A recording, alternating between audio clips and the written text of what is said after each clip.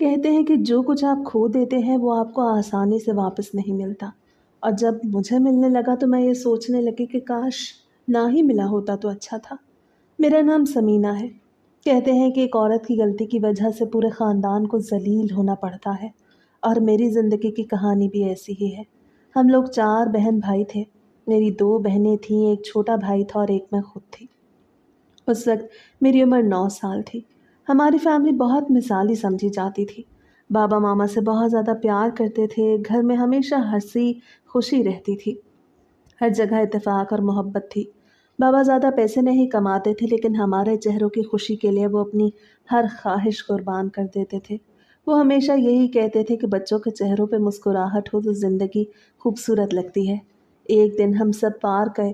ہم لوگ مہینے میں 2 دفعہ ضرور پارک جاتے تھے، یہ ہمارا معمول تھا۔ بابا جھولوں کے پاس بیٹھ جاتے اور ماں ہمارے ساتھ کھیلتی۔ ہم بھاگتے، دوڑتے، پھول توڑتے، کبھی برف والا گولا کھاتے، کبھی غبارے لیتے۔ اس دن پارک میں ایک دیسی سا آدمی بیٹھا تھا جو ہاتھوں پر ٹیٹو بنا رہا تھا۔ وہ لکڑی کی سیخ پہ کانٹے جیسی سوئی لگائے بیٹھا تھا اور رنگوں کی چھوٹی چھوٹی شیشیوں میں انگلیاں ڈبو کے لوگوں کے ہاتھوں پر نشان بنا رہا تھا۔ ہم بچے تھے، تجسس اور شرارت دونوں ہمارے اندر بھری ہوئی تھی۔ ہم سب نے شور مچا دیا کہ ہمیں بھی ٹیٹو بنوانا ہے۔ ماں نے پہلے منع کیا، لیکن جب دیکھا کہ ہم سب ضد کر رہے ہیں تو ہنس کے بولی، اچھا ٹھیک ہے، بنوا لو، مگر رونا نہیں، چاہے اگر ذرا سا بھی چبھا تو کہنا نہیں۔ ہم سب نے ایک ہی ٹیٹو ڈیزائن چنا، ایک چھوٹا سا پھول جس کے درمیان دل کا نشان تھا۔ آدمی نے سوئی رنگ میں ڈبو کر جلد پہ چلانے شروع کی تو ہلکا سا درد محسوس ہوا۔ میں نے ماں کی طرف دیکھا، وہ مسکرا رہی تھی اور بولی، بس آنکھ بند کر لو، ابھی ختم ہو جائے گا۔ اس وقت کسی کو اندازہ نہیں تھا کہ یہ نشان زندگی بھر کے لیے بننے جا رہا ہے۔ ماں سمجھی کہ یہ چھاپا ہے جو کہ کچھ دنوں میں اتر جائے گا۔ چھوٹی بہن تو بہت چھوٹی تھی، لیکن ماں نے اس کے ہاتھ بھی بنوا دیا۔ وہ بولی، بہن بھائیوں کے ہاتھ پہ ایک جیسا نشان ہوگا تو ہمیشہ یاد رہے گا کہ ہم ایک ہیں۔ گھر واپس آئے تو بابا نے بھی ٹیٹو دیکھ لیا۔ ان کے چہرے پہ حیرت تھی، مگر وہ غصہ نہیں ہوئے۔ مسکرا کے بولے، کوئی بات نہیں، یہ تو اچھی بات ہے۔ سارے بہن بھائیوں کے ہاتھ پر ایک ہی نشان ہے، اس سے ایک دوسرے سے محبت بڑھتی ہے۔ وہ کہنے لگے، یہ نشان تمہیں ہمیشہ یاد دلائے گا کہ تم ایک دوسرے کے ساتھ جڑے رہو۔ میں نے اس دن بابا کے چہرے پہ محبت دیکھی۔ وہ بہت نرم دل انسان تھے۔ مجھے نہیں یاد کہ انہوں نے کبھی ماں پہ ہاتھ اٹھایا ہو یا غصہ کیا ہو۔ وہ ہمیشہ پیار سے بات کرتے تھے۔ ماں بہت خوبصورت تھی۔ اس کی جلد دودھ جیسی سفید تھی، بال لمبے اور گھنے تھے، اور اس کی مسکراہٹ دیکھ کے لگتا تھا جیسے روشنی پھیل گئی ہو۔ 4 بچوں کی ماں ہونے کے باوجود وہ جوان اور حسین دکھتی تھی۔ محلے کی عورتیں اکثر کہتی تھی کہ سمینہ کی ماں تو کسی ہیرن سے کم نہیں، لیکن یہی خوبصورتی ایک دن اس کے لیے امتحان بن گئی۔ آہستہ آہستہ ماں کے مزاج بدلنے لگے۔ وہ پہلے جیسی نہیں رہی تھی۔ اب زیادہ وقت آئینے کے سامنے گزارتی، کبھی نیا دوپٹہ، کبھی نیا کپڑا۔ وہ خود کو سنوارنے لگی۔ بابا سمجھتے تھے کہ شاید عورتوں کو کبھی کبھی دل بہلانے کے لیے یہ سب اچھا لگتا ہے، لیکن مجھے محسوس ہوتا تھا کہ کچھ بدل رہا ہے۔ ماں کے چہرے پہ ایک انجان چمک تھی جو پہلے نہیں تھی۔ پھر ایک دن ماں گھر سے چلی گئی۔ اس دن صبح ہم اسکول گئے، شام کو جب واپس آئے تو گھر کی فضا بدلی ہوئی تھی۔ باورچی خانے میں برتن دھلے پڑے تھے، کھانا نہیں بنا تھا اور بابا گھر پہ نہیں تھے۔ ہم تینوں بہن بھائی ایک دوسرے کو دیکھنے لگے۔ چھوٹی بہن رونے لگی، بھائی کو بھوک لگی تھی۔ میں نے خود روٹی گرم کر کے کھلائی۔ رات ہوئی تو بابا واپس آئے۔ ان کے چہرے پر پریشانی تھی۔ انہوں نے ہمیں پیار سے گلے لگایا اور پوچھا، ماں کہاں ہے؟ میں نے کہا، پتہ نہیں، صبح تو تھی، پھر پتہ نہیں کہاں گئی، واپس نہیں آئی۔ بابا خاموش ہو گئے۔ کچھ دیر بعد انہوں نے ماں کا سامان دیکھا۔ کچھ کپڑے نہیں تھے اور زیورات بھی غائب تھے۔ ان کی آنکھوں میں آنسو آ گئے۔ وہ فرش پہ بیٹھ گئے۔ میں نے ان کے کندھے پہ ہاتھ رکھا۔ وہ بولے، سمینہ تم ابھی چھوٹی ہو، تم نہیں سمجھو گی، تمہاری ماں کسی اور کے ساتھ چلی گئی ہے۔ میں نے روتے ہوئے پوچھا کہ وہ واپس آئے گی نا؟ وہ بولے، شاید آئے شاید نہیں، لیکن میں جا رہا ہوں اسے ڈھونڈنے تاکہ اسے واپس لا سکوں۔ وہ کہنے لگی کہ میں اسے معاف کر دوں گا پر گھر واپس آ جائے۔ انہوں نے پھپھو کو بلایا اور کہا، تم بچوں کا خیال رکھنا، میں 2-3 دن میں واپس آ جاؤں گا۔ پھپھو نے کہا، فکر نہ کرو، میں ہوں یہاں۔ بابا نے ہمیں چوما اور چلے گئے۔ وہ جاتے ہوئے دروازے پر مڑ کے دیکھتے رہے، جیسے دل کہہ رہا ہو کہ کچھ ٹوٹنے والا ہے۔ पप्पू पहले दिन ठीक रही। अगले दिन सुबह उसने खाना बनाया, हमें खिलाया और बोली कि मैं ज़रा अपने घर जा रही हूँ, शाम तक आ जाऊँगी। लेकिन वो ना शाम को आई ना अगले दिन। मैंने बहन भाइयों के लिए चूल्हा जलाया, खाना पकाया और उन्हें सुलाया। दरवाजे के बाहर अंधेरा था, घर में खामोशी थी और मैं बार बार दरवाजे की तरफ देखती थी कि शायद बाबा वापस आ जाएं। लेकिन बाबा भी ना आए और फुप्पो भी ना आए। रात भर मैं छत के नीचे जागती रही। कहीं दूर कुत्तों के भौंकने की आवाज़ आ रही थी। भाई नींद में रो रहा था। छोटी बहन मेरा दुपट्टा पकड़े सो रही थी और मैं सोच रही थी कि माँ क्यों चली गई। अगर वो रहती तो बाबा क्यों रो रहे होते। अगली सुबह सूरज निकला तो जैसे उम्मीद मर चुकी थी। हम तीनों बहन भाई अकेले रह गए। न माँ वापस आई न बाबा। कहते हैं कि बुरी नज़र इंसान को कब्र में डाल के आती है और ऐसी नज़र लगती है कि सब कुछ बर्बाद हो जाता है। ये बात मैंने हमेशा दूसरों से सुनी थी, मगर जब खुद देखी तो जान लिया कि नज़र वाकई सब कुछ जला के राख कर देती है। कभी हमारा घर खुशियों से भरा होता था, माँ बाप की मोहब्बत, बहन भाइयों की हंसी, एक पुरसकून जिंदगी। मगर फिर अचानक जैसे किसी ने बद्दुआ दे दी हो या किसी की बुरी नज़र ने सब कुछ छीन लिया। माँ अपने आशना के साथ भाग गई। बाबा जो उसको ढूंढने गए थे वो भी वापस ना आए। और फुप्पो जिनसे उम्मीद थी कि वो हमारा सहारा बनेंगी, वो भी हमसे मुंह मोड़ गई। उनके अपने 5 बच्चे थे। वो हम पे बोझ नहीं डालना चाहती थी। उनके रवैये में वो सख्ती आ गई जो गैरों के लिए होती है। एक हफ्ते तक हम मोहल्ले वालों के रहमो करम पर जिंदा रहे। कोई एक वक्त का खाना दे देता, कोई रोटी पकड़ा देता, कभी किसी ने दूध दिया, कभी पानी, वो भी तरस खा के देते थे। उनकी बातों में हमदर्दी से ज़्यादा अफसोस होता था। और फिर एक दिन मकान मालिक आया, बोला मेरा घर खाली करो, तुम लोगों से मुझे किराया नहीं मिला। उसने घर का सारा सामान उठा लिया और कहा कि इसको किराए के बदले समझ लो। हम तीनों बहन भाई दरवाजे पे खड़े थे और वो दरवाज़ा हमारे सामने बंद कर दिया गया, जैसे हमारी ज़िंदगी का आखिरी सहारा भी ख़त्म हो गया। मोहल्ले वालों ने मशवरा किया और हमें गाड़ी में बिठा के यतीम खाने पहुंचा दिया। उन्होंने कहा कि जिन बच्चों के माँ बाप नहीं होते वो यहीं रहते हैं, यहाँ खाना भी मिलेगा और पढ़ाई भी होगी। हम यतीम खाने के दरवाजे पर खड़े थे, आंखों में आंसू थे, हाथ कांप रहे थे। किसी को कुछ समझ नहीं आ रहा था। हम शक्ल सूरत के बहुत प्यारे बच्चे थे, क्योंकि हमारी माँ बहुत हसीन थी। इसीलिए यतीम खाने वाले हमें देख के कहते थे कि तुम्हारा नसीब अच्छा है, तुम्हें जल्दी कोई गोद ले लेगा। पहले मेरी एक बहन गई, फिर दूसरा दिन आया तो दूसरा बहन भाई भी चला गया। फिर जब सबसे छोटी बहन गई, जो सबसे ज़्यादा प्यारी थी, जिसका नाम मरियम था, तो मेरा दिल जैसे किसी ने नोच लिया। मरियम मेरी गोद से जुदा हुई तो यूं लगा जैसे किसी माँ से उसकी औलाद छीन ली गई हो। मैं उसको चिमट के रोने लगी, मगर वहाँ के अमले ने कहा कि ये बहुत अच्छे लोग हैं, इसका बहुत ख्याल रखेंगे। तुम खुद अभी छोटी हो, तुम कैसे इसको संभालोगी। वो मरियम को मुझसे ले गए और मैं ज़मीन पर बैठ गई। मेरा दिल खाली हो चुका था। चंद दिन बाद मुझे भी एक औरत ने गोद ले लिया। वो ज़्यादा अमीर नहीं थी, मगर उसका दिल नरम था। वो कहती थी कि मैं अकेली रहती हूँ, मेरे पास घर है मगर कोई सहारा नहीं, तुम मेरे साथ रहोगी, मैं तुम्हें घर के काम सिखाऊंगी और तुम मेरा ख्याल रखना। मैं उसके साथ चली गई। वो औरत मुझसे मोहब्बत करती थी। वो कहती थी कि मैं तुम्हें अपनी बेटी समझती हूँ। मैंने एक दिन उसे सब कुछ बता दिया कि मेरी माँ क्या करके गई, मेरे बाबा कैसे गए और मैं यहाँ कैसे पहुँची। वो सुन के रोने लगी और बोली, बेटा यही दुनिया है, यहाँ हर कोई अपने हिस्से का दुख छील रहा है। कुछ लोगों पर तो इससे भी बड़ा जुल्म गुजरता है। तुम शुक्र करो कि तुम्हारे बहन भाई कहीं ना कहीं जिंदा हैं, किसी छत के नीचे होंगे।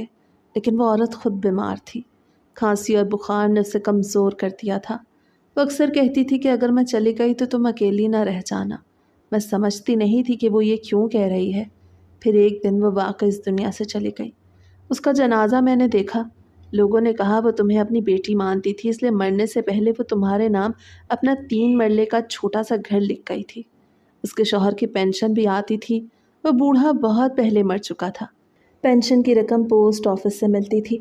उसके पड़ोसी ने मुझे बताया कि जब तक तुम शादी नहीं करोगी ये पेंशन तुम्हें मिलती रहेगी, क्योंकि कानून के मुताबिक गैर शादीशुदा या कंवारी बेटी को पेंशन मिलती है। अगर शादी हो गई तो बंद हो जाएगी। मैंने वो बात याद रख ली। अब मैं उस छोटे से घर में अकेली रहती थी। उस औरत को दुनिया से गए 1 महीना हो चुका था। मैं आहिस्ता आहिस्ता संभलने लगी, मेरा दिमाग खुलने लगा। मैं सोचती थी कि मुझे अब क्या करना है। ज़िंदगी मुझे एक बार फिर मोड़ पे ले आई थी। ना माँ थी, ना बाप, ना बहन भाई, बस एक छोटा सा घर और मैं खुद। मगर अब मैं कमज़ोर नहीं थी। मैंने फ़ैसला किया कि अब जो भी होगा मैं अपनी ज़िंदगी खुद संभालूंगी। मैं ये सोचने लगी कि मैं अपने सारे बहन भाइयों को तलाश करूंगी और उनसे मिलने की कोशिश करूंगी। उनसे मिल के ही मुझे सुकून आएगा। मेरे दिल के अंदर एक खलिश थी जो बरसों से दब के रह गई थी, मगर अब वो फिर से जाग उठी थी। मुझे सबसे ज़्यादा अपनी छोटी बहन मरियम से मिलने की ख्वाहिश थी। वो मेरी गोद में पलने वाली थी। मैं उसके बगैर कभी सो नहीं सकती थी। जब से हम सब लोगों को अलग अलग ख़ानदानों ने गोद लिया था, 15 साल गुजर चुके थे। जाहिर है अब हम सब जवान हो चुके थे, मगर मेरा दिल अब भी वहीं अटका हुआ था जहाँ हम सब एक साथ थे। बाबा का तो आज तक पता न चला कि वो कहाँ गए। वो कभी पलट के वापस नहीं आए। मैंने कुछ पैसे संभाले और वही पुराना यतीम खाना जाने का इरादा किया, जहाँ से हम सबको अलग अलग फैमिलीज़ के हवाले किया गया था। मैं जब वहाँ पहुँची तो इमारत बूढ़ी लगने लगी थी। दीवारों का रंग उतर चुका था और दरवाज़ों पे जंग लग गया था। अंदर दाखिल हुई तो मुझे वहाँ की पुरानी खुशबू आई जो बचपन की यादें ताज़ा कर गई। मैं इस्तकबालिया पे पहुँची तो एक बूढ़ी औरत बैठी थी। मैंने उसे सलाम किया। वो मेरी तरफ गौर से देखने लगी और अचानक बोली, तुम समीना हो ना? मैं हैरान रह गई। मैंने कहा जी। तो वह मुस्कुरा दी और बोली कि वक्त कितना बदल गया है, तुम बड़ी हो गई हो। मैंने कहा आप मुझे पहचान गई हैं? तो वो बोली कि हाँ बेटा, तुम बहुत मासूम सी बच्ची थी। उस वक्त वो औरत अब बहुत बीमार लग रही थी। चेहरा पीला था, सांस रुकी रुकी सी थी, मगर बातों में प्यार था। मैंने कहा कि मैं आपके पास एक बहुत ज़रूरी काम से आई हूँ। मैं अपने बहन भाइयों को ढूंढना चाहती हूँ जिनको यहाँ से मुख्तलिफ़ फैमिलीज़ ने गोद लिया था। वो औरत कुछ देर खामोश रही, फिर बोली, बेटा, ये यतीम खाने का रूल है कि हम किसी भी बच्चे की मालूमात किसी को नहीं देते। रिश्तेदारों को तो बिल्कुल नहीं, क्योंकि ऐसे मामलात बिगड़ जाते हैं। जिन लोगों ने इन बच्चों को गोद लिया है उन्होंने इन्हें अपना समझ के पाला है। उन बच्चों को नहीं बताया गया होगा कि उनके असल वालिदैन कौन थे।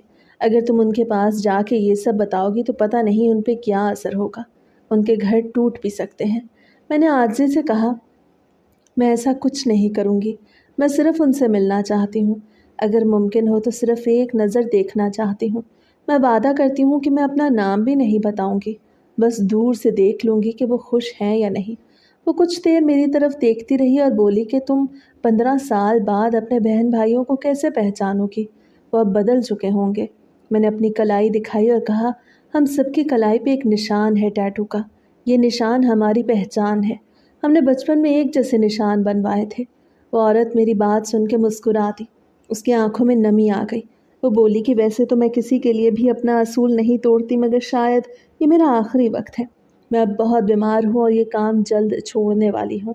मैं नहीं जानती कल मैं ज़िंदा रहूँ या नहीं। चलो जाते जाते तुम्हारे लिए ये असूल तोड़ देती हूँ। उसने अपनी मेज़ के नीचे से एक पुराना सा रजिस्टर निकाला जिसके किनारे फटे हुए थे, और कहा कि इसमें हर उस शय की तस्वीर और तफसील लिखी है जिसे यहाँ से किसी ने गोद लिया। तुम इसमें अपने बहन भाई तलाश कर लो। तस्वीरें भी लगी हैं और पते भी लिखे हैं। मैंने जल्दी से उसके हाथ से रजिस्टर लिया और उसका शुक्रिया अदा किया, क्योंकि मुझे पता था कि उसने मेरे लिए एक बहुत बड़ा एहसान किया है। मैं कुर्सी पर बैठी और रजिस्टर के सफ़े पलटने लगी। हर सफ़े पे एक बचपन की तस्वीर लगी हुई थी, साथ में तारीख और उस फैमिली का पता दर्ज था जिसने उस बच्चे को गोद लिया था। तस्वीरें धुंधली थीं, मगर चेहरों पर मासूमियत वैसी ही थी जैसे कभी हमारी थी। तकरीबन 2-3 घंटे तक मैं उस रजिस्टर में झांकती रही। आखिरकार मुझे वो 3 नाम मिल गए जो मेरे दिल के सबसे करीब थे। मेरी 2 बहनें और मेरा भाई। उनके नामों के साथ पते दर्ज थे। मैंने एक एक लफ्ज़ गौर से पढ़ा और एक कागज़ पर सब कुछ नोट कर लिया ताकि कोई गलती ना हो, क्योंकि 15 साल बाद किसी को तलाशना आसान नहीं होता। मेरे पास सिर्फ उनके घर के पते और नाम थे। चेहरे तो बदल चुके होंगे। जिन लोगों ने उन्हें गोद लिया था उनकी शक्लें भी मुझे याद नहीं थी। अगर कभी देखी भी थीं तो अब वक्त ने सब मिटा दिया था। मैंने वो रजिस्टर वापस रखा और बाहर निकली। वो औरत वहीं बैठी थी। मैंने उसके कदमों को छुआ और कहा कि आपने मेरे लिए माँ जैसा काम किया। उसने मेरा सर थपथपाया और कहा, दुआ देना, बस खुश रहना। मैं वहाँ से निकली तो सूरज ढल चुका था, मगर मेरे दिल में एक नई रोशनी थी। मैं घर वापस आई। अपने कमरे में जाके कागज़ निकाला जिस पर मैंने सबके पते लिखे थे। मैंने उन्हें साफ साफ अलग अलग तरतीब से लिखा। अपने पर्स में पैसे रखे, अपने कपड़े और ज़रूरी चीज़ें तैयार की और दिल में फ़ैसला कर लिया कि कल सुबह से मैं अपने बहन भाइयों को तलाश करने निकलूँगी।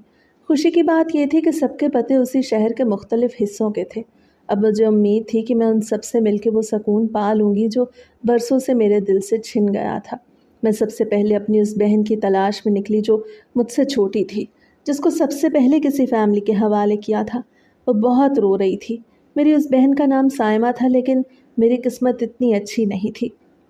मैं जब उस पते पे पहुंची तो पता चला कि लोग यहाँ से जा चुके हैं और अब मैं सोचने लगी कि क्या करूं।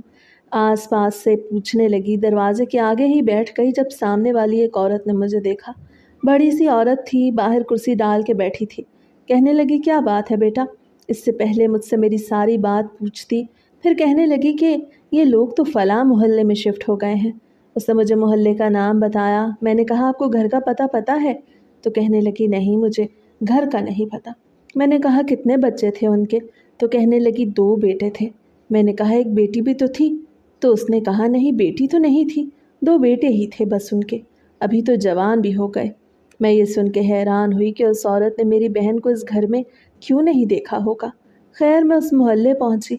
वहां जाके नंबर मिलाया, नंबर भी नहीं मिल रहा था। मुझे पता था मेरी किस्मत इतनी अच्छी नहीं होगी, इतनी आसानी से तो मुझे सब कुछ नहीं मिल जाएगा। लेकिन बंदे का नाम तो वही होता है ना। बस लोगों से पूछते पूछते बड़ी मुश्किल से कोई 1 हफ्ते की मेहनत के बाद बिलाखिर मुझे घर मिल गया। दरवाज़ा भी उसी आदमी ने खोला जिसका नाम लिखा था, रहमत अली। मैंने कहा कि वो आज से 15 साल पहले आपने आशियाना यतीम खाने से एक साइमा नाम की लड़की को गोद लिया था। क्या आप मुझे बता सकते हैं कि वो कहाँ है? मैं उससे मिलना चाहती हूँ। वो कहने लगे, क्यों, तुम क्या लगती हो उस लड़की की? या वो बदतमीज़ी से बोले। तो मैंने अकल से काम लिया और मैंने कहा कि मैं उस लड़की की कुछ नहीं लगती हूँ, मैं ट्रस्ट की तरफ से ही आई हूँ। हम लोग बाद में ये देखते हैं कि लोग जो बच्चों को ले जाते हैं उनका अच्छे से ख्याल रख रहे हैं या नहीं। उसने कहा, 15 साल बाद? तो मैंने कहा, मुझसे पहले जो अफसर लगी हुई थी वो लोगों से पैसे लेकर चुप कर जाती थी और ख़ुद ही रिपोर्ट बना के आगे भेज देती थी, लेकिन मैं ख़ुद चेक करने के लिए आई हूँ। वो कहने लगा, फिर आप भी कुछ पैसे ले लें और रिपोर्ट बना दें। मैंने कहा कि क्यों? उसने कहा, क्योंकि वो लड़की तो यहाँ है नहीं। मैंने कहा, क्यों, कहाँ गई? आप लोग तो उसको बड़ी जिम्मेदारी से लेके गए थे। तो उसने कहा कि हाँ, लेके तो गए थे, लेकिन हमें जो उससे काम था वो पूरा हो गया और फिर हमने उससे कहा कि वो चली जाए। मैंने कहा, तो क्या मतलब चली जाए? ऐसा कैसे हो सकता है? आप उस लड़की को कैसे कह सकते हैं कि चली जाए? वो तो सिर्फ 7 साल की थी, कहाँ गई होगी? वो कहने लगे, ये तो हमें नहीं पता। बस उन्होंने इतनी लापरवाही से बात की और दरवाज़ा बंद कर दिया। मैं सोचने लगी, ये क्या बात है? मेरी बहन तो उनके साथ है ही नहीं और मेरी बहन 7 साल की थी, तो उन्होंने उसे कहा कि वो यहाँ से चली जाए, तो वो कहाँ गई होगी? मेरा तो दिल बैठ गया कि अब आगे क्या होगा। मैं पुलिस के पास गई और मैंने कहा, मुझे गुमशुदगी की रिपोर्ट दर्ज करानी है। तो उन्होंने कहा, इतने साल बाद रिपोर्ट करवानी है? दिमाग ठीक है आपका? कुछ भी नहीं होगा। पूरा दिन जलील और ख्वार होने के बाद और ये खबर मिलने के बाद कि मेरी बहन को उन लोगों ने घर से निकाल दिया था, मैं वापस घर आ गई और अब रोने लगी। मेरी किस्मत इतनी बुरी क्यों थी? माँ गई, वो वापस ना आई। बाप गया, वो वापस ना आया। और अब बहन पता नहीं वो कहाँ चली गई। मेरे घर के सामने एक लड़का रहता था जिसकी एक किराने की दुकान थी। उसका नाम ज़फ़र था और वो हमेशा मुझसे ज़्यादा फ्री होके बात करने की कोशिश करता। पहले पहल तो मुझे लगता कि फ़्लर्ट करता है। फिर एक दिन कहने लगा कि तुमसे मोहब्बत करता हूँ, शादी करना चाहता हूँ, मेरे आगे पीछे भी कोई नहीं है, तो तुम्हारे पास घर है, मेरे पास दुकान है, हम दोनों मिलकर अपनी ज़िंदगी को बेहतर बना लेंगे। लेकिन मैं उसको समझाती थी कि ऐसा नहीं होने वाला, क्योंकि मेरी ज़िंदगी का अपना एक मकसद है और मैं सिर्फ अपने बारे में नहीं सोच सकती। मैंने उससे इनकार कर दिया, पर फिर भी वो मेरा इंतज़ार करता रहा और कहता था कि जब तक मैं हूँ मैं तुम्हारा इंतज़ार करूँगा, किसी से शादी नहीं करूँगा। और इस बात को भी काफ़ी वक्त गुजर चुका था। आज सुबह सुबह मैं उसके पास गई, मुझे कुछ सामान चाहिए था, तो कहने लगा, क्यों परेशान हो? मैंने कहा, तुम्हें किसने कहा मैं परेशान हूँ? उसने कहा, तुम शक्ल से परेशान लग रही हो। मैंने कहा, तुम्हें क्यों बताऊँ? तुम क्या मेरी मदद कर सकते हो जब मैं खुद नहीं अपनी मदद कर पा रही? तो कहने लगा, बताओ तो सही। मैंने उसे ये वाली बात बता दी कि मेरी वो बहन नहीं मिल रही, उन लोगों ने निकाल दिया था। उसने मुझसे सब कुछ पूछ लिया कि कहाँ रहती है, किस जगह रहती है। मैंने कहा तुम क्या करोगे, पूरा दिन तो तुम दुकान में खड़े होके दाल चावल तोल रहे होते हो, क्या मेरी बहन को तलाश करने जाओगे? तो वो कहने लगा कोशिश तो कर सकता हूँ। मुझे यकीन था वो कुछ नहीं कर सकता, क्योंकि उसको भी तो कुछ नहीं पता था। सोचा कि अपने भाई की तलाश में जाती हूँ। जो भाई की तलाश में गई तो मामलात काफ़ी आसान और सीधे सीधे थे। वही घर था, वही लोग थे, उसी जगह पे था। वही आदमी बाहर आया, उसका नाम लिखा था। मैंने अपने भाई का नाम लिया। मैंने कहा मुबीन नाम के लड़के से मिलना है जिसे आप लोगों ने यतीम खाने से गोद लिया था। फिर से वही झूठ बोला कि मैं चेक करने आई हूँ। हुलिया भी अच्छा बना के जाती थी ताकि अगले को मेरी बात पे यकीन हो जाए। उन्होंने कहा कि आ जाए, अभी घर पे नहीं, आ जाएगा। मैं बड़ी खुश हो गई दिल में कि चलो कम से कम मैं अपने भाई को तो देख लूँगी। थोड़ी देर बाद देखा तो मेरा भाई कमरे में दाखिल हुआ जहाँ मैं बैठी थी, लेकिन उसको देख के मेरे कदमों के नीचे से ज़मीन निकल गई। ये तो एक टांग से माजूर था, स्टिक पकड़ के चल रहा था, जबकि पहले उसके साथ ऐसा कोई मामला नहीं था। वो आदमी कहने लगा कि मैडम तुमसे मिलने आई हैं। मुबीन ने मेरी तरफ देखा, कहने लगा जी फरमाइए। मैंने कहा यह आपके साथ क्या हुआ, आपकी टांग को क्या हुआ, ऐसे क्यों चल रहे हैं? उसे कहा आप ये पूछने नहीं आई। मैंने कहा नहीं, बताएं तो सही। कहने लगा एक्सीडेंट हो गया था मेरा। इस घर में 5 बहनें हैं, मैं उनका अकेला कमाने वाला हूँ। बस इसी भाग दौड़ में मेरे साथ ये हो गया। अब मैं समझी कि उन लोगों ने क्यों एक बेटा गोद लिया, ताकि उसे अपनी 5 बेटियों का मजदूर बना सकें। उसने कहा कि वो चिकन की दुकान पे मजदूर है, चिकन बेचता है, और मैं वहीं पे गलती से चोट लग गई थी। अब मैं उसको क्या बताती कि वो 5 बहनों का भाई बना बैठा है, वो उसकी बहनें नहीं और मैं उसकी असल बहन हूँ। क्या मुझे ये करना चाहिए था? मेरी आंखों में आंसू आ गए और मैं रोने लगी। तो उसने कहा आप रो क्यों रही है, क्या बात है? मैंने उससे कहा आपकी कलाई पे एक निशान है, देखिए मेरी कलाई पर भी है। वो कहने लगा हाँ फिर? मैंने उसको सारी बात बता दी। मुझसे रहा नहीं गया, वो हैरान हो गया और अब वो भी रोने लगा। उसने कहा कि मुझे तो होश संभालते ही पता चल गया था कि मैं इन लोगों का कुछ नहीं लगता, लेकिन फिर भी बस ज़िंदगी गुजार रहा हूँ, मजबूर हूँ। मैंने कहा छोड़ दो ये मजबूरी, इनका बाप अच्छा भला हट्टा कट्टा आदमी है, उसे तुम्हें क्यों नौकर बनाया? तो माजूर कैसे हो गए तुम तो ठीक ठाक थे, तुम तो हमारे भाई थे। वो कहने लगा मुझे नहीं पता मैं अब यहाँ से वापस आ सकता हूँ या नहीं, लेकिन मैं कोशिश करूँगा। मैंने उसे अपने घर का पता दे दिया और कहा अगर कभी मेरी याद आए तो मुझसे मिलने आ जाना, मैं तुम्हारी बड़ी बहन हूँ। उसने कहा मुझे याद है, मैं आऊँगा कभी कभी। भाई से तो मिल ली, लेकिन उसे देख के दिल बहुत उदास हो गया। ऐसा लगता था जैसे उसका दिमाग माउफ हो चुका था, वो कुछ सोच नहीं रहा था, मतलब जैसे उसकी सोचने समझने की सलाहियत बहुत कम हो गई थी। बस जो मैं कह रही थी कहता चलो खैर है, चलो देखेंगे, चलो ठीक है, ज़िंदगी है, होता है, कर लेंगे, कुछ आ जाऊँगा, मैंने हाँ सोचता हूँ, इस तरह बोल रहा था। मुझे बिल्कुल भी नॉर्मल न लगा। वो एक जिंदा लाश था और मैं उससे मिल ली, यही बड़ी बात थी। जिस सायमा का अभी तक कुछ पता नहीं था, अब सिर्फ मरियम ही रह गई थी जिसको तलाश करना था। और उसका जो पता लिखा था, सुनने में आया था कि वो बड़े ही अमीर लोगों के घर गई है। उनके पास दौलत भी थी, इज्जत भी, और शहर में बड़ा नाम भी था। मेरे दिल के किसी कोने में एक हल्की सी उम्मीद जागी कि शायद मरियम की किस्मत मुझसे बेहतर निकली हो। शायद वो आदमी किसी अच्छी जगह पे हो जहाँ उसको वो सब मिला हो जो हम बहनों ने कभी ख्वाबों में भी नहीं सोचा था। लेकिन दिल के दूसरे हिस्से में एक अजीब सा खौफ भी बैठ गया कि कहीं वो लोग भी वैसे ही ना निकलें जैसे दुनिया के बाकी खुदगर्ज लोग निकलते हैं। उस वक्त मुझे वो दिन याद आया जब यतीम खाने वालों ने कहा कि मरियम को बड़े अमीर लोग ले जा रहे हैं, वो बहुत खुश रहेगी। उस वक्त तो दिल को तसल्ली थी, मगर अब इतने सालों बाद वही बात दिल में कांटे की तरह चुभने लगी। मैंने सोचों में गुम थी कि दरवाजे पर दस्तक हुई। बाहर निकली तो देखा जफ़र खड़ा था, चेहरे पर अजीब सा इत्मीनान था। मैंने दरवाज़ा खोला तो कहने लगा बात कर सकता हूँ? मैंने कहा ऐसी कौन सी बात है जो तुम्हें घर के अंदर आके करनी है, तुम्हें पता है ना मैं अकेली रहती हूँ। उसने मुस्कुरा के कहा कि जिस औरत को मर्द अपनी इज्जत बनाना चाहता है वो उसकी इज्जत पे कभी हमला नहीं करता। मैं तुम्हें खा नहीं जाऊँगा, बस एक ज़रूरी बात है, सुन लो। मैं थोड़ा सा हिचकिचाई, मगर फिर सोचा आखिर बात तो सुननी चाहिए। मैंने कहा ठीक है, आ जाओ अंदर। वो अंदर आया, उसने गहरा सांस लिया और बोला तुम्हारी बहन साइमा का पता चल गया। ये सुनते ही मैं सख्ते में आ गई, जैसे किसी ने बिजली का करंट मेरे जिस्म में दौड़ा दिया हो। मेरे हाथ कँप-कँपा गए, दिल की धड़कन तेज़ हो गई।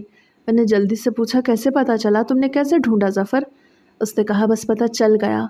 मैंने झट से कहा, तुमने कब पता लगाया? तुम तो सुबह से दुकान पे बैठे हो। उसे ज़रा सा फ़ख्र से मुस्कुरा के कहा, मेरे कुछ दोस्त हैं जो इस तरह के काम करते हैं, तलाश करने वाले लोग हैं, उन्होंने ही पता लगाया। मैं पूरी तवज्जो से उसकी बात सुनने लगी। ज़फ़र बोला, जिन लोगों ने तुम्हारी बहन साइमा को गोद लिया था वो दरअसल बहुत दौलतमंद थे। उनके घर में उस वक्त 2 जुड़वा बच्चे पैदा होने वाले थे और घर में काम करने वाला कोई नहीं था, इसलिए उन्होंने साइमा को अपने घर ले लिया कि घर के काम में हाथ बटा देगी। वो बेचारी छोटी सी थी, ना समझ थी, उनकी बातों में आ गई। जब वो बच्चे थोड़े बड़े हो गए और उनके काम का वक्त ख़त्म हो गया तो उन्होंने साइमा को घर से निकाल दिया, बेसहारा कर दिया। वो कई दिन दर दर भटकती रही, फिर एक नेक दिल बूढ़ी औरत ने उसको अपने घर में पनाह दी। उसने साइमा की ऐसी परवरिश की जैसे अपनी बेटी की। फिर उसने अपने बेटे से उसकी शादी भी कर दी। अब वो अपनी ज़िंदगी में खुश है। उसके 2 बच्चे हैं और एक छोटा सा घर है। शौहर शरीफ आदमी है। ये सब सुन के मेरी आंखों में आंसू आ गए। दिल में एक अजीब सा सुकून उतर आया, जैसे बरसों का बोझ किसी ने हल्का कर दिया हो। मैं हैरान भी हुई कि ज़फ़र ने ये सब कैसे पता कर लिया। मैंने पूछा, तुम्हें क्या ज़रूरत थी ये सब करने की? उसने मुस्कुराते हुए कहा कि इतना बड़ा काम करके दिया, अब तो कम से कम उससे शादी कर लो। मैं कुछ देर के लिए खामोश हो गई। दिल में हल्की सी हंसी आई। कहने लगा, मजाक कर रहा हूँ, बेशक ना करना शादी, बस तुम्हारी मदद करके अच्छा लगा। अगले दिन मैंने फ़ैसला किया कि खुद जाके साइमा से मिलती हूँ। रास्ते भर दिल धड़कता रहा। तरह तरह के ख्याल आते रहे कि ना जाने वो मुझे पहचानेगी या नहीं। उसके घर पहुँची तो दरवाज़ा एक दरमियाने कद के आदमी ने खोला। चेहरा बस नॉर्मल सा था, न ख़ास नरम न ख़ास सख्त। उसने पूछा, कौन? मैंने कहा, साइमा से मिलना है। अंदर गई तो सामने वो ही चेहरा जो बरसों से जहन में नक्श था। बस अब वक्त के निशान उस पे आ गए थे, मगर आंखों में वही चमक, वही मासूमियत थी। मैंने आहिस्ता से कहा, साइमा, मैं हूँ तुम्हारी बहन। उसने एक पल के लिए देखा और फिर दौड़ के मेरे गले लग गई। हम दोनों की आंखों से आंसू बहने लगे, जैसे बरसों का दर्द एक साथ बाहर निकल आया। मैंने उसके हाथ पकड़े और कहा, कैसी हो? ज़िंदगी ठीक गुजर रही है? उसने आहिस्ता से कहा, ठीक तो है, मगर जैसे तैसे गुजर रही है। शौहर कभी प्यार से बात कर लेता है तो कभी मूड नहीं होता तो 2 टके की सुनाता है, गालियाँ देता है, ताने देता है, लेकिन बच्चों के लिए सब बर्दाश्त कर लेती हूँ। मैंने दुख से कहा, ये कैसी ज़िंदगी हुई? तो मुस्कुरा के बोली, यही तो मेरी ज़िंदगी है, अब इसी में जीना है। मैंने उसे ज़फ़र के बारे में बताया कि उसने तुम्हारा पता लगाया।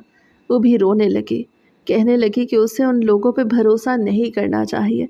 हमें जिन लोगों ने अपनाया वो सब मतलबी निकले। दुनिया में कोई किसी को सच में प्यार नहीं करता। पता नहीं मरियम का क्या हाल होगा। मैंने उसका हाथ दबा के कहा, मुझे यकीन है वो अच्छी जगह पे होगी। खुदा सबके साथ इंसाफ करता है। फिर मैंने उसके बच्चों को देखा। वो बहुत मासूम और प्यारे थे, जैसे फूल खिल रहे हों। मैंने उनके लिए कुछ तोहफे और थोड़े पैसे दिए।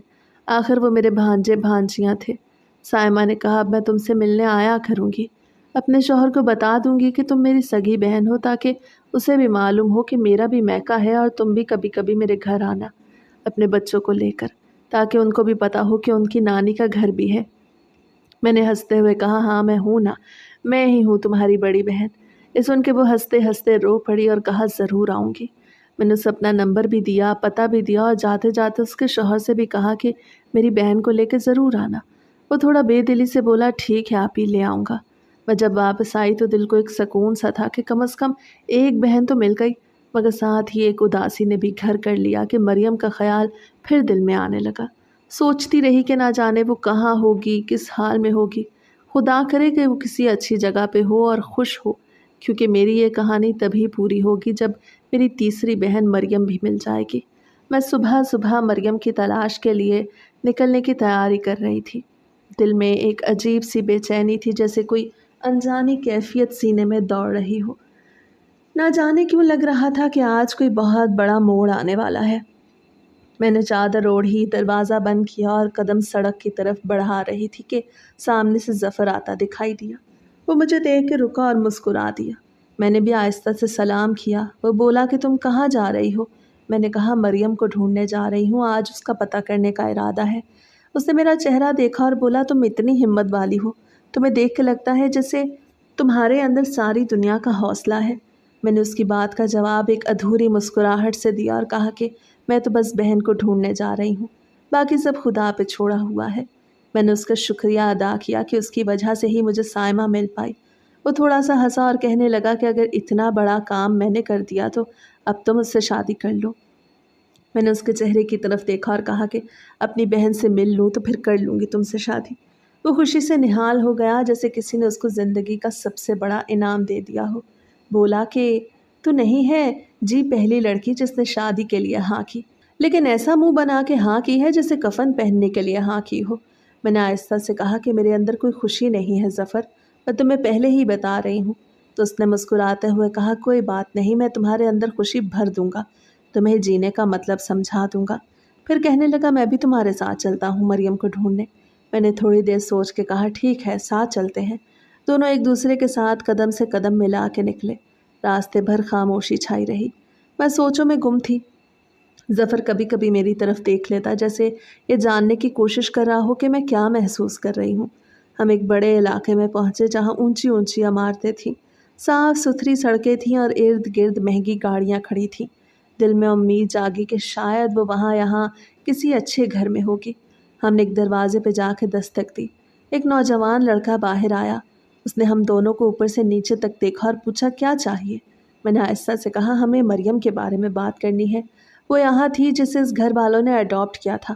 وہ کہنے لگا یہ تو بہت پرانی بات ہو گئی، جنہوں نے مریم کو گود لیا تھا وہ تو کب کے اس دنیا سے جا چکے۔ ہم دونوں کے دل دھک سے رہ گئے۔ میں نے جلدی سے کہا کہ اب کوئی بڑا ہے گھر میں جس سے بات کی جا سکے؟ تو لڑکے نے کہا ہاں ہماری دادی ہیں، وہ پرانی باتیں جانتی ہوں گی مگر وہ کسی سے بات نہیں کرتی، نہ زیادہ سنتی ہیں، بس اپنے کمرے میں رہتی ہیں۔ ہم نے کہا ہمیں ان سے ملنا ہے۔ وہ ہمیں ایک بڑے سے کمرے میں لے گیا۔ کمرے میں پرانی خوشبو بسی تھی، دیواروں پہ پرانی تصویریں لگی تھیں اور ایک کونے میں سفید بستر پر ایک بوڑھی عورت لیٹی تھی۔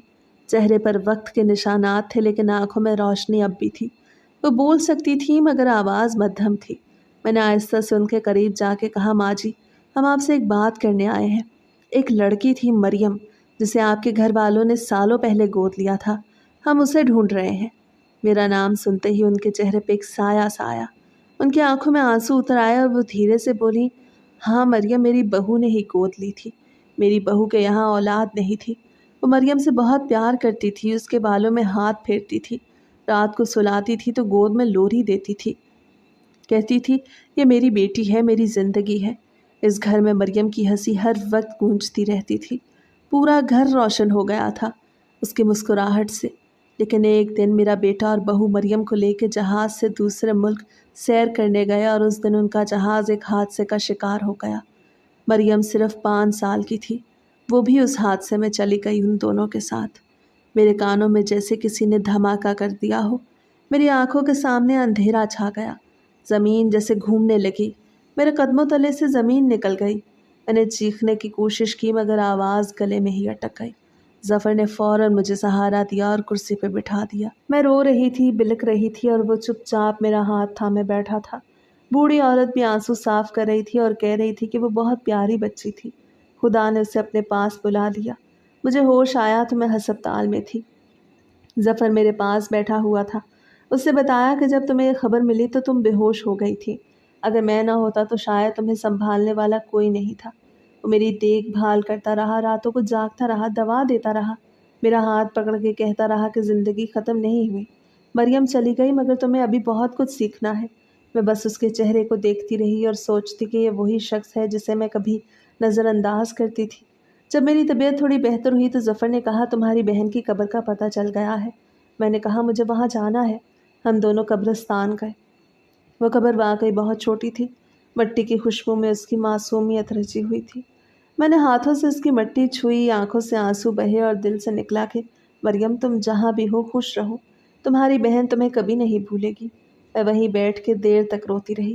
ظفر نے مجھے خاموشی سے سہارا دیا۔ واپسی پہ میرا دل جیسے خالی ہو گیا، سب کچھ ختم ہو چکا تھا۔ ایک بہن ملی، دوسری بچی نہیں رہی، زندگی کا ایک باب بند ہو گیا۔ میں نے سائمہ کو بھی یہ بات بتائی، وہ بھی سن کے رو پڑی، کہنے لگی دیکھو ایک عورت کی ایک غلطی نے ہم سب کی زندگیاں برباد کر دی۔ اگر اس وقت ہمیں الگ نہ کیا جاتا تو آج ہم تینوں ساتھ ہوتے۔ بچپن مسکراہٹوں میں گزرتا مگر اس ظالم دنیا نے ہم سے سب کچھ چھین لیا۔ میں کئی دن تک روتی رہی۔ مریم کے لیے ہر رات اس کا چہرہ آنکھوں کے سامنے آتا۔ وہ چھوٹی چھوٹی چوٹیاں بنواتی تھی، میری گود میں بیٹھتی تھی، خدا سے کہتی تھی کہ ہم سب بہنیں ہمیشہ ساتھ رہیں، مگر قسمت کو کچھ اور ہی منظور تھا۔ کچھ دنوں بعد دل نے تھوڑا سا صبر پایا۔ ظفر نے کہا اب ہمیں زندگی کی طرف واپس آنا ہے۔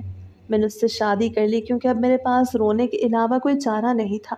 اس دنیا میں تنہا تھا اور میں بھی شادی کے بعد ظفر میرے ساتھ اسی گھر میں شفٹ ہو گیا۔ ہم دونوں نے اپنی زندگی کو نئے سرے سے شروع کیا۔ گھر ہمارا تھا، دکان ہماری تھی۔ دن بھر وہ کام کرتا، پیسے لا کے میرے ہاتھ پہ رکھتا اور کہتا یہ تمہارا حصہ ہے، تم میری زندگی کی خوشی ہو۔ اس کے ساتھ رہ کے مجھے پہلی بار احساس ہوا کہ محبت کیا ہوتی ہے، احساس کیا ہوتا ہے، اچھا انسان کیا ہوتا ہے، میاں بیوی کا رشتہ کتنا قیمتی ہوتا ہے۔ میں اس کی خدمت کرتی، وہ میرا خیال رکھتا اور زندگی آہستہ آہستہ معمول پہ آنے لگی۔ ادھر مبین نے بھی اپنی 2 منہ بھولی بہنوں کی شادی فکس کروا دی تھی۔ ہم نے اس کے باقی کاموں میں بھی اس کی مدد کی تاکہ وہ اپنے فرض سے سبکدوش ہو سکے۔ سائمہ کے لیے بھی میں کچھ نہ کچھ کرتی رہتی، کبھی اس کے بچوں کے کپڑے لے جاتی، کبھی اسے گھر بلا لیتی کہ وہ تھوڑا آرام کر سکے۔ وہ کہتی تھی میرا بندہ برا نہیں، بس ہمارے حالات برے ہیں، لیکن میں دیکھتی تھی کہ وہ سب کچھ سہ کے بھی ہنستی رہتی تھی۔ وقت گزرتا گیا مگر مریم کی یاد دل سے کبھی نہ نکلی۔ وہ آج بھی کہیں نہ کہیں میری دعا میں زندہ ہے۔ میں جب بھی کسی بچے کو دیکھتی ہوں تو اس کی آنکھوں میں مریم کا چہرہ جھلک جاتا ہے، وہ معصوم چہرہ جو ہمیشہ میرے دل کے اندر زندہ رہے گا۔ دنیا بدل گئی لیکن ہم تینوں بہنوں کی کہانی ایک ایسی مثال بن گئی کہ ایک عورت کی غلطی نے ہم سب کا بچپن، ہم سب کی ہنسی اور ہمارا مستقبل چھین لیا، اور اب صرف یادیں باقی رہ گئی تھی، یادیں اور آنسو۔ لیکن ایک اچھا ہم سفر تھا میرے ساتھ، جس نے میری زندگی کو ایک سکون بھرا احساس دیا۔ وہ صرف میرا شوہر نہیں بلکہ میرا ہمدرد، میرا ساتھی اور میرا سہارا تھا۔ اس نے کبھی میری ذات میں کوئی کیڑا نہیں نکالا، کبھی مجھے احساس نہیں ہونے دیا کہ میں کسی چیز میں کم ہوں۔ میں اگر غلطی سے بھی کوئی بات تیز لہجے میں کہہ دیتی تو وہ مسکرا کے بات کو بدل دیتا، کہتا تمہارا مزاج تھوڑا نازک ہے اس لیے میں تم سے بحث نہیں کرتا۔ میں دیکھتی تو حیران رہ جاتی کہ دنیا کے کتنے مرد اپنی بیویوں کو ذلیل کرتے ہیں، بات بات پہ طعنے دیتے ہیں، مگر میرا ہمسفر بالکل مختلف تھا۔ اس نے مجھے ہمیشہ خوش رکھا، میری پسند ناپسند کا خیال رکھا۔ اگر میں خاموش رہتی تو وہ پہچان لیتا کہ میں اندر سے ٹوٹ رہی ہوں اور فوراً کہتا آؤ کہیں باہر چلتے ہیں تاکہ تمہارا دل بہل جائے۔ وہ کبھی اپنے رنج دکھ میرے سامنے نہیں لاتا کہ میں پریشان نہ ہو جاؤں۔ میں نے کئی بار سوچا کہ ایسے شوہر کم ہی نصیب ہوتے ہیں جن کے دل میں اپنی بیوی کے لیے اتنی عزت اور محبت ہو۔ اس نے مجھے ہمیشہ میرے بہن بھائیوں کی مدد کرنے دی۔ وہ کہتا اگر ان کی ضرورت تمہارے ذریعے پوری ہو سکتی ہے تو یہ میرے لیے باعث سکون ہے۔ میں جب بھی کسی بہن یا بھائی کو کچھ بھیجتی تو وہ خود کہتا تھوڑا اور ڈال دو تاکہ انہیں لگے کہ تمہیں ان کی فکر ہے۔ اس کے اس خلوص نے مجھے اس کے اور قریب کر دیا۔ وہ مجھے اپنا سب کچھ سمجھتا تھا۔ اگر میں بیمار ہوتی تو رات بھر جاگ کر میرے پاس بیٹھتا، میرے ماتھے پہ ہاتھ رکھتا اور کہتا تم ٹھیک ہو جاؤ گی، مجھے تمہارے بغیر کچھ بھی اچھا نہیں لگتا۔ اس کی یہ باتیں میرے دل میں ایک عجیب سا سکون اتارتی تھی۔ میں محسوس کرتی تھی کہ میری قسمت نے مجھ پہ ایک مہربانی کی ہے۔ ایسا لگتا تھا جیسے اس نے اپنے دل کے سارے دروازے میرے لیے کھول دیے ہوں۔ میں اگر ہنستی تو وہ خوش ہوتا، اگر روتی تو وہ بے چین ہو جاتا۔ میری ہر دھڑکن جیسے اس سے جڑی ہوئی تھی۔ وہ میری زندگی کا وہ حصہ بن گیا تھا جس کے بغیر میں خود کو ادھورا محسوس کرتی تھی۔ اس کی موجودگی میری دنیا کو مکمل کر دیتی تھی اور اس کی مسکراہٹ میری ہر اداسی کو مٹا دیتی تھی۔